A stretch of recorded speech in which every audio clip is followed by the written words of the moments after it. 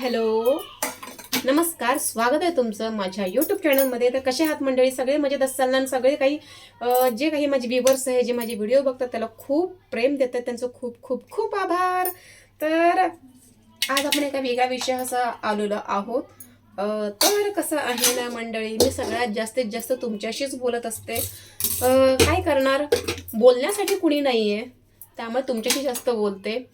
कारण सगळ्यात महत्त्वाचा मुद्दा म्हणजे फोनवर कोणाशीही बोलणं, या मैत्रिणींशी बोलणं, या कुठल्या तरी रिलेटिव्हशी बोलणं बिलकुलच आवडत नाही. कारण काय होतं, आपण एखादी गोष्ट बोलायला जातो आणि काहीतरी वेगळं निघून जातं आणि एका प्रश्नाचे, एका शब्दाचे, एका वाक्याचे चार चार चार फाटे फुटतात. सो असं वाटतं की मरू दे, सगळं गेलं तेल लावत. आणि सुरुवातीपासून मी म्हणते की मला मैत्रिणीही खूप कमी आहेत. आता ज्या काही मैत्रिणी आहेत त्या मोजक्या आहेत, पण आहेत कमी. कारण सुरुवातीपासून मनामध्ये एक न्यूनगंड होता. न्यूनगंड बरं जाऊ द्या. काय होतं, आपण म्हणजे एक लो कॅटेगरीमधून आहोत. तर ज्या शाळेमध्ये आपण होतो, आता 7वी इट्स ओके, पण 8वीला गेलो, 9वी 10वी गेलो, देन परत 11वी 12वी गेलो, तर कसं व्हायचं की आपल्याकडे, आता माझी सिच्युएशन पहिल्यापासून आहे. कारण आई वडील हे दोघंही जॉबला जायचे. तेव्हा माझ्या आईला दिवसाला ₹50 पगार होता आणि माझ्या वडिलांनाही काहीतरी दिवसाला ₹100 पगार असेल, या हिशोबाने त्यांचा पगार यायचा आणि त्यावर आमचं त्यावेळेला घर चालायचं. तर कसं व्हायचं, आम्ही जिथे राहते मी तिथून आमच्या स्टॉपला जाईपर्यंत 15 मिनटं, तिथून बसने जायचं. आम्ही रिक्षाने जास्त कधी जात नव्हतो, का तर पैसे वाचवायचे आहेत. बसने ₹4 तिकीट आणि जवळ मोजके ₹10-20 एक्स्ट्रा घेऊन जायचं. त्या वेळेला मला वाटते 2006ला तर माझी 10वी झालेली आहे, 2006मध्ये. सो आय थिंक 2005-6 या 4 मध्ये ₹4 तिकीट बसलं होतं. अक्षरशः अर्धा घंटा आम्हाला बसने जायला लागायचा. तर पैसे कमी असायचे, बाकी सगळ्यांकडे पैसे जास्त असायचे. सगळे मस्तपैकी रिसेस झाली की मज्जा करायला जायचे. शाळेमध्येही तो मॅटर होता. मस्तपैकी तेव्हा ₹5चा वडापाव मिळायचा, सगळे जायचे एन्जॉय करायला. मी थोडी जपकून असायचे. कुठलंही काय सहल वगैरे असेल तर मी मागेच असायचे. प्रत्येक गोष्टींमध्ये मागे असायचे. काय लागेल, काय काय प्रत्येक गोष्टीला काही ना काहीतरी एक अटॅचमेंट असते की हे लागेल, ते लागेल. काही लागू नये म्हणून मी बाजूलाच असायचे की गेलं तेल लावून बरोबर, तिकडे काही घेणं देणं नाही. त्यामुळे जास्त कुठल्याही गोष्टींच्या मध्ये मी पडायचे नाही. कारण मला समजायचं, सिच्युएशन मला त्यावेळेलाही कळायची आणि आताही कळते. आणि असं वाटायचं बाकीच्या फालतू गोष्टींमध्ये पैसे घालवण्यापेक्षा घरी जाऊन बसून सगळ्यांसोबत खाल्लेलं बेस्ट आहे. असे करून सगळ्या गोष्टी चालायच्या. आणि कधी कधी टिफिनला एवढं काय कळायचं नाही त्यावेळेला. कधी नुसती कांद्याची भाजी असायची, परत सांडगे, आमच्याकडे एक मटकीचे सांडगे असतात, ते मला अजिबात आवडायचे नाही. आणि डब्याला मला वाटते हप्त्यातून 2-3 वेळा ते सांडगे असायचे, कारण गावावरून आई बनवून आणायची आणि सांडग्याची भाजी बनवायची. आणि ते त्यावेळेला थोडंसं मला वाईट वाटायचं, पण आता वाईट वाटत नाहीये. ठीक आहे, ते होतं तेव्हा समजायचं नाही. आणि आता तो डब्बा उघडला त्यावेळेला की सांडग्याची भाजी. आता प्रत्येक जण शेअरिंग करून खायचं, पण मी कधी कोणासोबत काही शेअरिंग केलं नाही. माझा मी डब्बा खायचे. सो आता थोडंसं ते एक वेगळं वाटतं. आणि डीएडला असताना हाच प्रकार होता. मी जास्त कोणामध्ये काही शेअरिंग करून खात नव्हते, कारण आपली भाजी, आपला डबा आणि त्यांचं टिफिन एकदम लॅविश, ते वेगवेगळ्या पद्धतीचं काय काय सगळं आणायचे. पण त्यावेळी त्या गोष्टी खरं समजायला काही वेळ लागला, एवढा वेळ लागला. सो पण वाटायचं ठीक आहे, मिक्स नाही झालेलंच बरं. कारण जेवढं आपण मिक्स होतो ना, तेवढं अजून आर्ग्युमेंट्सही होतात. कारण मी बघितलं, जेवढा मोठा ग्रुप ना तेवढी भांडणं जास्त, कुरकुर जास्त. ग्रुपमध्ये नाटकं करतात, दाखवतात की आम्ही मैत्रिणी वगैरे, पण बाहेर गेल्यावर ते गॉसिपिंगच चालतं. ते मला नाही आवडायचं. कारण चुकीचं होतं. जर आपण एखाद्याशी चांगली मैत्री करतो, त्या व्यक्तीबद्दल आहे ना गॉसिपिंग नाही करायला पाहिजे. एकदम असं फ्रँक राहिलं पाहिजे. सो त्या गोष्टीही मला नाही पटायच्या, म्हणूनही मी लांब राहायचे की गॉसिपिंग नको आपल्याला. कारण एखाद्याविषयी वाईट कशाला हवं, काय गरज काय आहे. फक्त मित्र या मैत्रिणी ह्या गोष्टी ठीक आहे. आणि तसंच आताही आहे. आता ज्या माझ्या रनिंग युगामध्ये म्हणजे असं की कुणी काही बोललं तर मी सोडून देते, भाडमध्ये जाऊ दे तिकडे. पण ते काय होतं, नंतर नंतर त्या गोष्टी मला आठवतात. आणि आताचं खरं तर खूप सिरियसनेस आहे. सुरुवातीचं कसं ते होऊन गेलं, ठीक आहे, ते ज्या त्या आपापल्या परीने ओके असतात. पण आता कोणी काही म्हटलं त्रास होतो.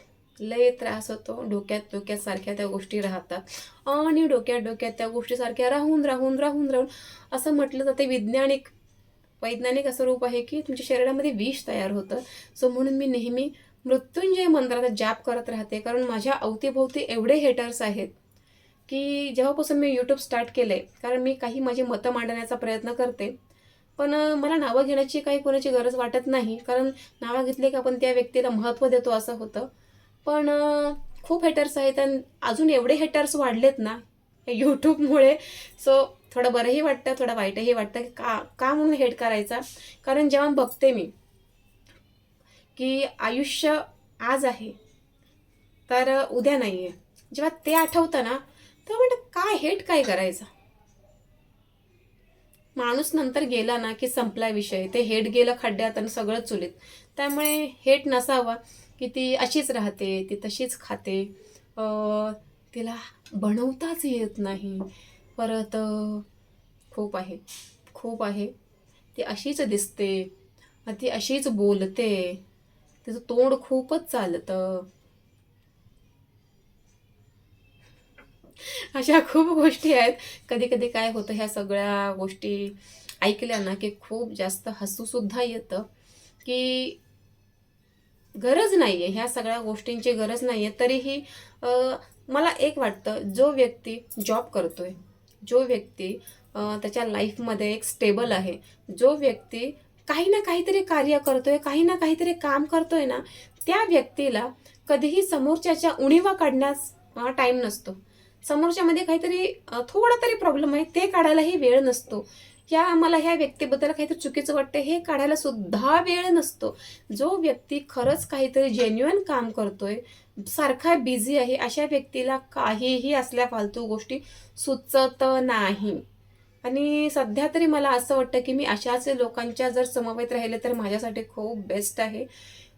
लाईफसाठीही बेस्ट आहे आणि एकदम शांत जीवन जगण्यासाठी खूप खूप खूप बेस्ट आहे. त्यामुळे अशी लोक खरंच नसावीत आणि नसलेलीच बरी. आणि अशा लोकांच्या मी तरी आता प्रण धरलाय की पायरी चढायची नाही, अजिबात पायरी चढायची नाही. तुम्ही काय खाल्लं, तुम्ही काय पिल्लं, तुम्ही काय हागला आणि तुम्ही काय केलं, ह्या सगळ्या जर आपल्या गोष्टी लोक जर ठेवत असतील हिशोब, तर मला वाटत नाही की हां ठीक आहे, चांगल्या गोष्टी तुमच्याशी बोलतायत, तुम्हाला चांगले समजावून सांगतायत, तुमच्या सुखदुःखात सहभागी होत आहेत, भले घरी नाही येणं पण बोलण्यातून या 4 लोकांसमवेत तुमच्याविषयी काही चांगल्या गोष्टी बोलतायत. पण मला एक वाटत नाही की वाईट का म्हणावं, पण वाईटसुद्धा बोलतात, तेही ऐकण्यात येतं. पण निग्लेक्ट करते आता सध्या, कारण ती सवय लावून घेतलेली आहे, जाऊ द्या. पण का म्हणून आता मलाही कुणी कधी काही विचारलं कुठलं, इट्स ओके असं बोलून मोकळी होते. कारण सध्या समजतं की जेव्हापासून मी आता ह्या कामात बिझी आहे, आणि बिझी सोडा, आता हे आरोग्यच आमच्या घरामध्ये एवढं सगळ्यांचं खराब झालेलं आहे की त्यामुळे स्वतःला मी बिझी करून घेतलेलं आहे. खूप टेन्शन येतं, खूप मानसिक ताण आहे, मिस्टरांचा प्रॉब्लेम, मुलीचा प्रॉब्लेम, त्यामुळे खूप हेडेक आहे, म्हणून स्वतःला बिझी करून घेतलंय. सो खूप बरं वाटतंय जेव्हा बिझी करून घेतलं. सकाळ सुरुवात कधी होते, रात्र कधी होते, आणि दिवसा असं वाटतही नाही की झोपावं, कारण शांत जरी बसतं ना की डोक्यात ते घाणेरडे विचार येतात. म्हणून नेहमी काही ना काहीतरी विचार करत बसते की आता काय केलं पाहिजे, काय हे चांगलं काहीतरी वाचत बसते, या काहीतरी माहिती गुगलवरून काढत बसते. पण मोकळं बसण्यात मजा नाही आहे, अजिबात मजा नाही आहे. म्हणून मी असं म्हणेन की मला नातेवाईकही नाही आहेत, मला फ्रेंड सर्कलही नाही आहे, आणि मला कुणी नाही आहे. उलट मी जास्त चर्चा जर केल्या तर माझ्या नवऱ्याशीच करते, आणि नवऱ्याचाही राग आला ना तरी शांत बसते. सो पण त्यांच्याशीच बोलते. आणि तर एक माझा भाऊ आहे, त्याच्याशी बोलते, तो सुद्धा व्यवस्थित आहे, त्याचं सुद्धा माइंड थोडंसं चांगलं आहे की काय खड्ड्यात गेले सगळे, काय करायचंय, काय देणं घेणं आहे, आपलं काम भलं आपण भलं, या जगात काहीही नाहीये. सिरियसली ह्या जगात काय आहे? आणि कधी कधी जेव्हा एखादा व्यक्ती लीडर होऊन आपल्यावर दादागिरी करण्याचा प्रयत्न जेव्हा करतो ना, तेव्हा समजून जा काही उपयोगाचं नाही आहे, कारण ती दादागिरी फक्त आपल्याला संपवण्यासाठी असते. यस, जे जे त्रासातून आहेत फॅमिलीच्या, त्यांना ह्या गोष्टी समजत असतील. सो फायनली मला सध्या तरी कुणी नाही आहे, आणि मी खरंच मला माइंड शांत राहायचं आहे. आणि आता अजून एक प्रॉब्लेम माझ्या लाईफमध्ये उद्भवला आहे, सो तो फेस करण्याचा मी प्रयत्न करते आहे. तो बघूया. दवाखान्याच्या फेऱ्या माझ्याही चालू होणार आहेत. तर काय, भले टेन्शन जरी नाही घेतलं तरी इकडून तिकडून कुठून ना कुठून तरी टेन्शन हे कानातून घुसतच असतं. आणि ते ताणतणाव सगळा शरीरावर आलेला आहे. सो बहुतेक जण म्हणत असतात की तू खराब झालेली आहे, तू घाण दिसते, तुझं वेट एवढं कमी झालेलं आहे, तू मरणाच्या दारात पोहोचलेली आहे, तुला आता लाकडं गोळा करायची आहेत, बाईने कसं टवटवीत दिसावं, बाईने सुंदर दिसावं, बाईने असं दिसावं, बाईने तसं दिसावं. सो त्यांना मी एवढं सांगू इच्छेन की 3 वर्षापासून माझ्या लाईफमध्ये जो काही प्रॉब्लेम चालू आहे तो फेस करता करता माझ्या नाकीनं आलेला आहे. इकडे पळा, तिकडे पळा, इथे उड्या मारा. उड्या मारणं जमत नाही आहे. कसं होतं ना, सगळं हँडल करा, सिच्युएशन बघा, ती माहिती काढा, म्हणजे त्यावर लक्ष द्या. ह्या सगळ्या गोष्टी सुरू आहेत आणि 3 वर्षापासून तेच चालू आहे. आणि ह्या वर्षापासून तर अजून आमचा हाय व्होल्टेज टेम्परेचर आमचा वाढलेला आहे मुलीमुळे. तर 3 वर्ष, त्यामुळे 3 वर्षात एवढी काही तब्येत खराब झाली, विचार करून करून आणि पळून पळून, आणि अक्षरशः त्या पळण्यामध्ये दिवस दिवस उपाशी राहून. त्यामुळे हालत खराब आहे. आणि हालत आता वाटत नाही की लवकर कवर होईल. बघू, मंडेपासून माझीही फेरी होईल चालू दवाखान्यात. तर काय ट्रीटमेंटमध्ये काय येतं आहे ते बघूया. मला होपफुली वाटतंय की एवढं काही प्रॉब्लेम नसावा. हा, ताणतणाव असल्यामुळे थोडासा त्रास होतोय. सो बघू. आय थिंक आता जास्त जजमेंट लावून फायदा नाही. डोकं दुखतंय, डोकं लगेच जड झालं बघा. ह्या सगळ्या विषयांवर बोललं नाही की त्रास होतो, पण म्हटलं जरा थोडं तुमच्याशी बोलले तर माझं माइंड थोडं हलकं होईल. तर बघूया. आणि एवढाच विचार आहे, ज्या ज्या व्यक्तीमुळे त्रास होतोय ना, ते डोळ्यासमोर दिसूच नाहीत, अजिबात दिसू नयेत, फक्त असं वाटतं. सो बाय, भेटू नवीन व्हिडिओसह उद्या पुन्हा.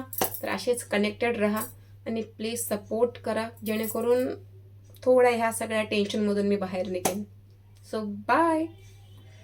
आज काय मेनूचा व्हिडिओ नाही, आज फक्त खिचडी आहे.